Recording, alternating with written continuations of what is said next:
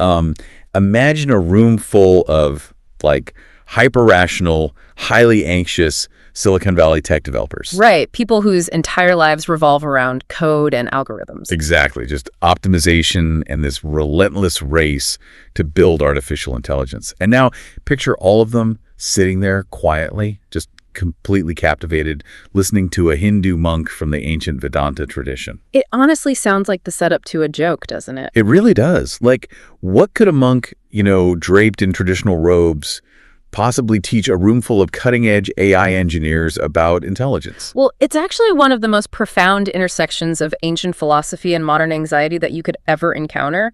Because, the stakes here go way beyond how we code neural networks. Yeah, it gets deeply personal. Right. It's about how we define our fundamental assumptions about who we actually are. If we don't understand our own minds, we basically have no hope of understanding what we're building. Which is exactly what we are unpacking today. Welcome to the Deep Dive. We're getting into a truly fascinating talk given by Swami Sarvapriyananda at South Park Commons. Right in the heart of the tech world. Yeah. And our mission today is to explore this profound ancient framework known as Advaita Vedanta and use it to completely reframe how you understand the mind, the self, and what scientists call the hard problem of consciousness. Especially right now, in the age of AI. Exactly. It's this perfect bridge between ancient, rigorous philosophy and the very real, existential dread so many of us are feeling about technology. But to even begin bridging that gap, we have to look at how we take our absolute most valuable asset entirely for granted. We really do. We do. We fundamentally misidentify our own minds, on a daily basis. The Swami starts with a parable that just perfectly illustrates this blind spot. Oh, the parable of the Indian washerman, right? The Dhobi. Yeah. I love this story because it is so incredibly vivid. So this washerman makes a meager living collecting dirty laundry from his village. Just everyday, repetitive work. Right. Backbreaking work. Every day, he takes these massive piles of dirty clothes down to the riverbed, and he scrubs them clean by beating them against the rocks in the water. Which is how it was done for centuries. Yeah, exactly. So one day, while he's working by the river, he finds this massive, heavy, raw diamond. But here's the critical detail. He has never seen a diamond in his life. Right. He has absolutely no concept of what it actually is. None. To him, it's just, a particularly pretty unusually heavy rock. So what does he do with it? He uses it to scrub the dirty laundry. Of course he does. Right. Day in and day out, for months, he's taking this priceless, flawless gem and just bashing it against wet clothes and river stones just to get the mud out of other people's shirts. Which is just wild to think about. It is. But eventually, he gets a little curious about this heavy rock, so he takes it to his friend, a local vegetable seller. Who also doesn't know what it is. No idea. But he thinks, hey, it'd make a good weight for my scale. So he offers the washerman 10 rupees for it. Which is basically nothing. Not at all.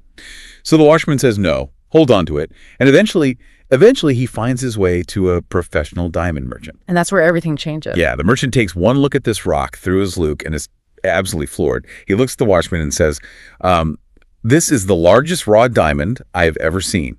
I'll give you 1,000,000 rupees for it right now. And in a single instant, the washerman's poverty is just over. And the metaphor here is incredibly precise. It cuts right to the core of Vedanta philosophy. Okay, let's unpack this. What exactly is the diamond? The diamond is consciousness. And the dirty laundry represents our everyday experiences, seeing, hearing, thinking, worrying, planning. So we are the washerman. Exactly. We already have the diamond. We are using it constantly, every single second of the day, to process the world around us. We just don't realize its profound depth. When you put it like that, it hits so close to home. Think about how we use this absolute miracle of human awareness, the very fact that you can experience anything at all, to just passively scroll through endless emails. Oh, yeah. Or stress out about a typo in a text message. Right. Or get furious at someone cutting you off in traffic. Yeah. We are using the diamond to scrub the most mundane, dirty laundry without ever pausing to look at the diamond itself. That's the tragic irony of the human condition right there. Right. What's fascinating here is that Advaita Vedanta doesn't actually give you something new. It's just the diamond merchant. Right. It acts as the merchant. It simply introduces you to what you already possess. Consciousness isn't some theory you have to go to a library to learn. It is purely experiential. Because there is no experience without it. Exactly. The monk points out this beautiful truth. This philosophy removes what was never really there, our ignorance, and gives you what you already had all along. Okay, but if we're already using this diamond blindly, how do we even begin to separate the diamond from the dirty laundry? I mean, the word consciousness gets thrown around so much in science and philosophy, it almost loses its meaning. It really does become a buzzword. Yeah, so how do we isolate it? Well, if you are speaking to a room full of engineers, you need a formula. And the Swami provides this remarkably elegant equation.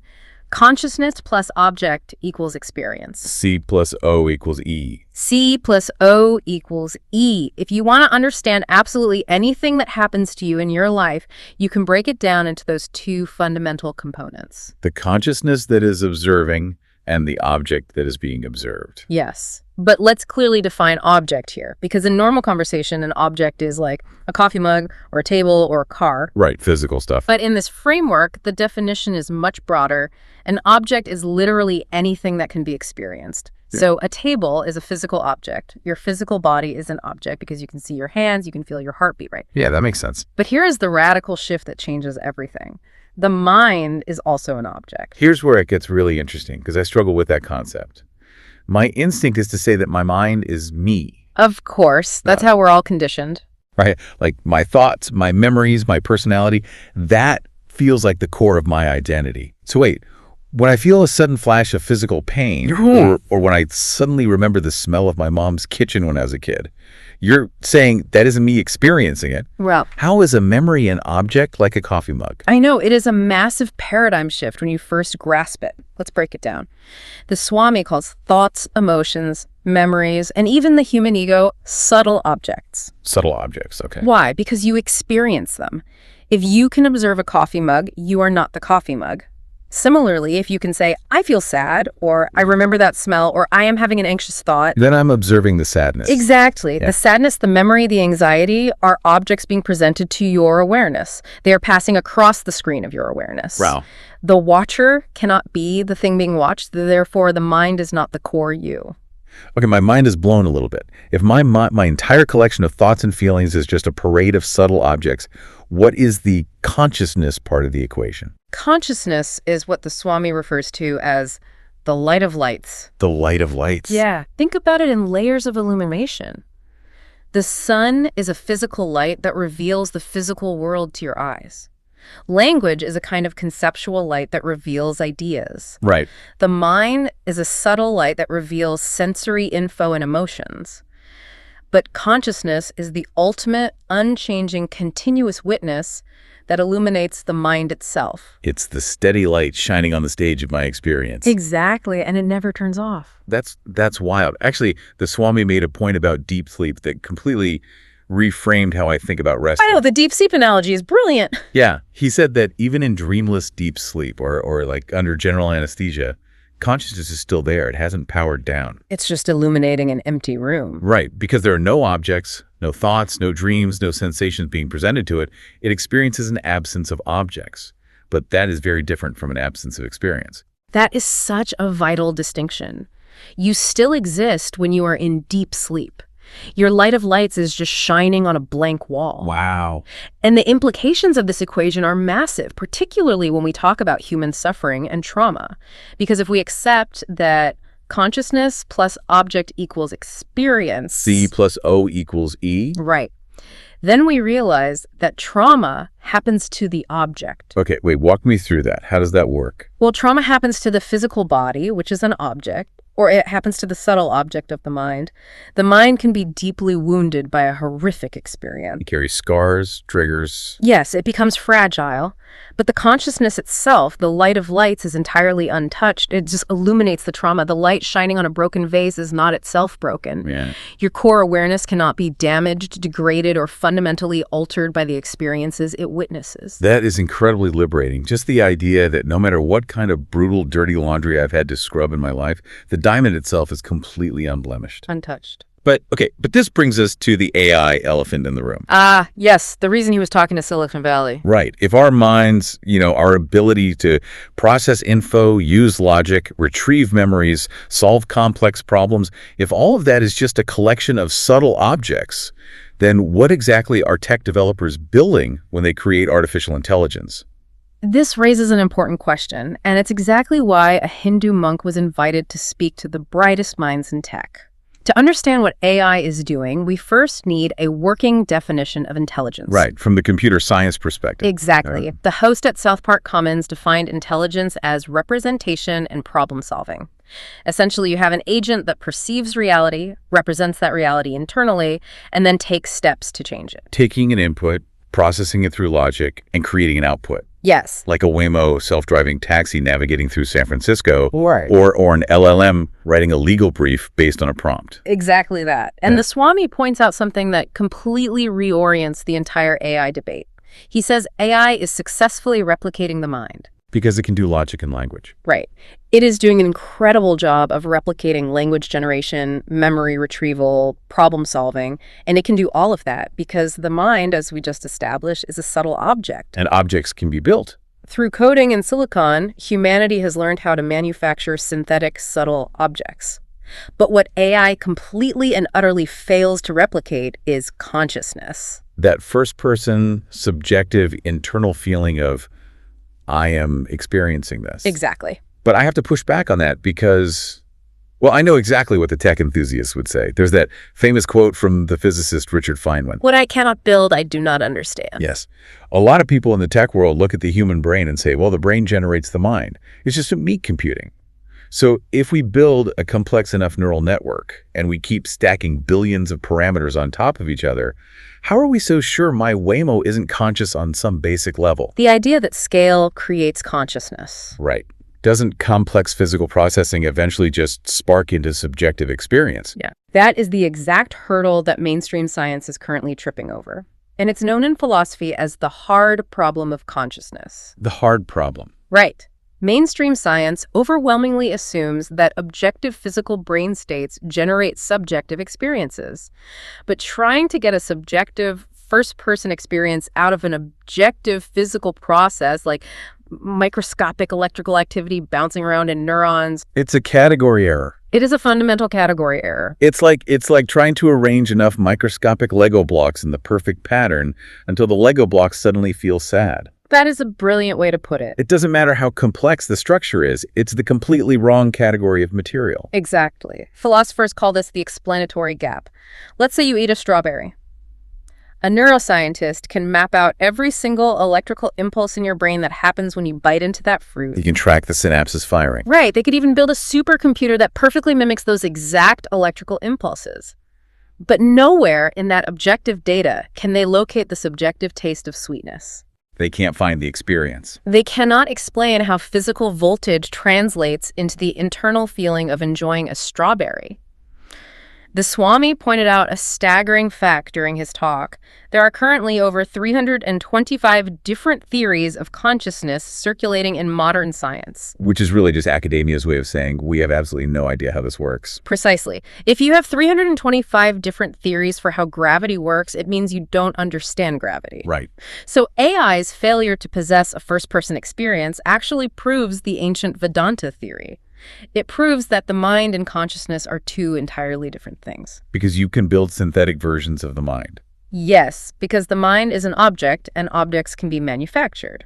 But you cannot manufacture the light of lights because consciousness is not an object. It is the fundamental experiential ground of reality itself. I mean, this is a massive philosophical paradigm shift. Yep. But I want to bring it out of the clouds and into our daily lives for a minute. Let's do it. Because we are living in an era of intense, pervasive anxiety about AI.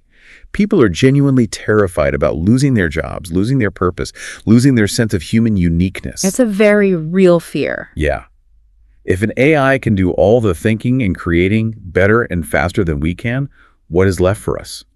If we are not our easily replicable minds, how does knowing this ancient philosophy actually help you calm that very modern fear? If we connect this to the bigger picture, we have to look at the psychological root of fear itself.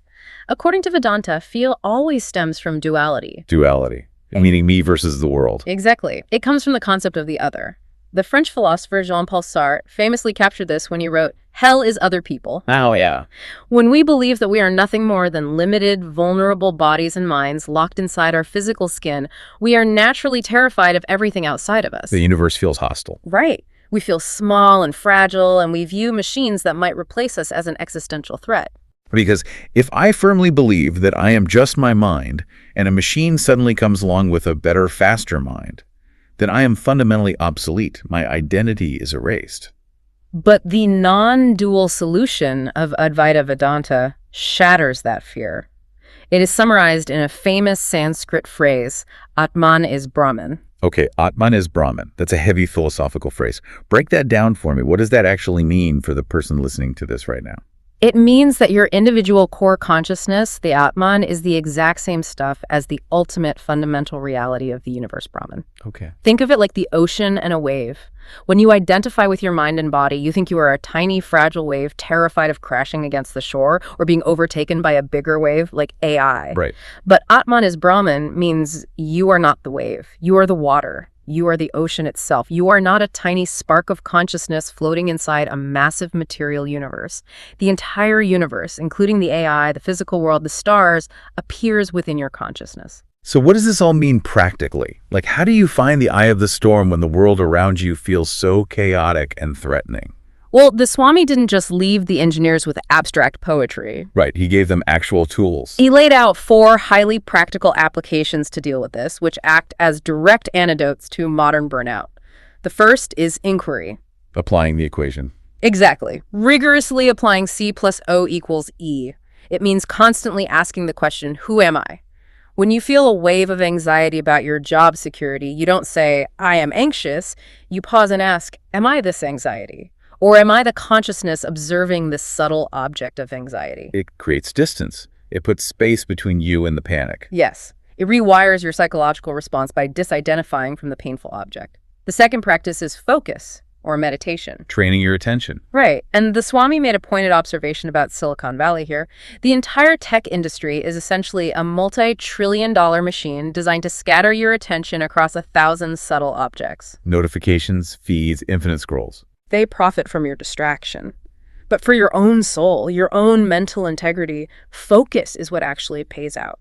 Training your mind to rest on the observer rather than being violently yanked around by every object that floats by. Which leads directly into the third practice, right? Yeah. Altruism or selflessness. Yes, relaxing the ego. Because when you finally understand that your personality, your ego, your career title, when you realize all of that is just a subtle object you wear to interact with the world, you can finally relax your death grip on it. And that death grip on the ego is exhausting. It really is.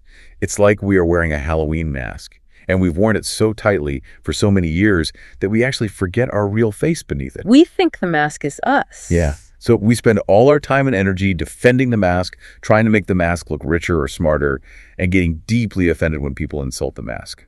Altruism, acting for the benefit of others without any personal gain, is how we practice loosening that mask. It is a literal cure for modern burnout. Because you stop exhausting yourself, trying to protect an ego that isn't even the real you. That is a perfect analogy. Fearlessness and selflessness always go hand in hand. The more you defend the mask, the more terrified you are of it being damaged. The more you let it go through genuine service to others, the more fearless you become. Wow. And that brings us to the fourth practice, faith or devotion. This isn't just about blind dogma, it's about cultivating profound emotional resilience through belief. It grounds you. The Swami even cited data from the American Psychiatric Association showing that people with genuine spiritual faith, regardless of their specific religion, are far more resilient to mental illness.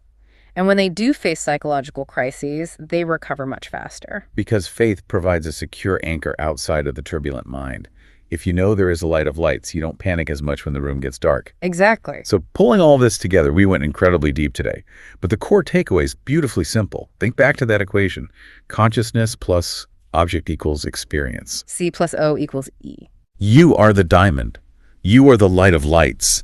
You are the continuous, unchanging observer. Your physical body, your passing thoughts, your deeply held opinions, your anxieties about the future, those are all just objects playing out on the stage of your awareness. And while artificial intelligence might get remarkably good at replicating the subtle objects of the mind, processing vast amounts of logic, generating beautiful language, solving complex equations, it can never replicate the observer. It cannot manufacture the light. Your core self is untouchable, undamageable, and entirely unique. Which leaves you with this final thought. The next time you feel completely overwhelmed by a heavy mood or a spiraling anxious thought about your job or fear about the future, pause for just a second. Ask yourself, who is the you that is actually watching that thought go by? And if you are simply the one watching it, do you have to claim that thought as your own? Or can you just let it pass quietly through the light?